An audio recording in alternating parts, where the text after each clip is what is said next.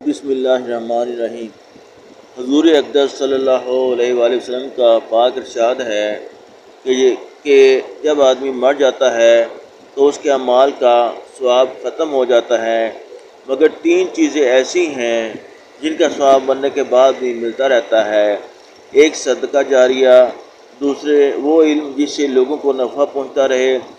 تیسرے صالح اولاد جو اس کے لیے مرنے کے بعد دعا کرتی رہے۔ حضور اقدس صلی اللہ علیہ وآلہ وسلم کا پاک ارشاد ہے کہ جب آدمی مر جاتا ہے تو اس کے اعمال کا ثواب ختم ہو جاتا ہے، مگر تین چیزیں ایسی ہیں جن کا ثواب مرنے کے بعد بھی ملتا رہتا ہے۔ ایک صدقہ جاریہ، دوسرے وہ علم جس سے لوگوں کو نفع پہنچتا رہے، تیسرے صالح اولاد جو اس کے لیے مرنے کے بعد دعا کرتی رہے۔ فائدہ: اللہ جل شانہ کا کس قدر زیادہ انعام و احسان ہے، لطف و کرم ہے کہ آدمی اگر یہ چاہے کہ مر جانے کے بعد جب کہ اس کے اعمال کا وقت ختم ہو جائے، وہ عمل کرنے سے بیکار ہو جائے، وہ قبر میں میٹھی نیند پڑا سوتا رہے اور اس کے اعمال حسنہ میں اضافہ ہوتا رہے تو اس کا ذریعہ بھی اللہ جل شانہ نے اپنے فضل سے پیدا فرما دیا۔ حضور اقدس صلی اللہ علیہ وآلہ وسلم نے ان میں سے تین چیزیں اس حدیث پاک میں ذکر فرمائی ہیں۔ ایک صدقہ جاریہ، یعنی کوئی ایسی چیز صدقہ کر گیا جس کا نفع باقی رہنے والا ہو، مثلاً کوئی مسجد بنوا گیا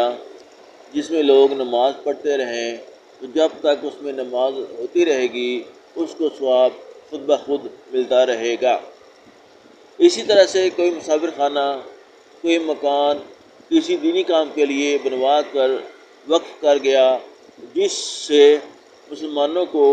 یا دینی کاموں کو نفع پہنچتا رہا تو اس کو اس نفع کا ثواب ملتا رہے گا۔ کوئی کنواں رفع عام کے لیے بنوا گیا تو جب تک لوگ اس سے پانی پیتے رہیں گے، وضو وغیرہ کرتے رہیں گے، اس کو مرنے کے بعد بھی اس کا ثواب پہنچتا رہے گا۔ ایک اور حدیث میں حضور اقدس صلی اللہ علیہ وآلہ وسلم کا ارشاد وارد ہوا ہے کہ آدمی کے مرنے کے بعد جن چیزوں کا ثواب اس کو ملتا ہے،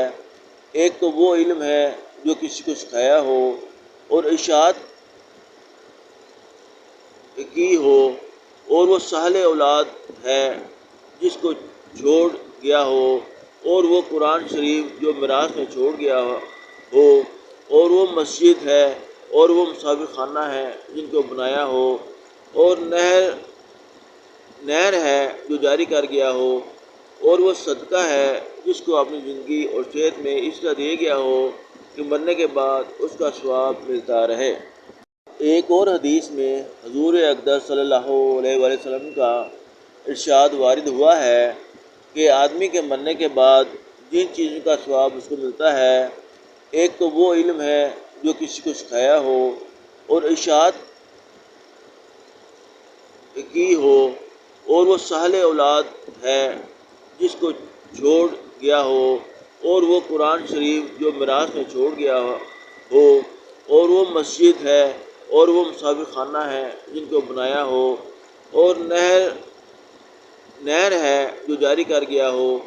اور وہ صدقہ ہے جس کو اپنی زندگی اور صحت میں اس طرح دیا گیا ہو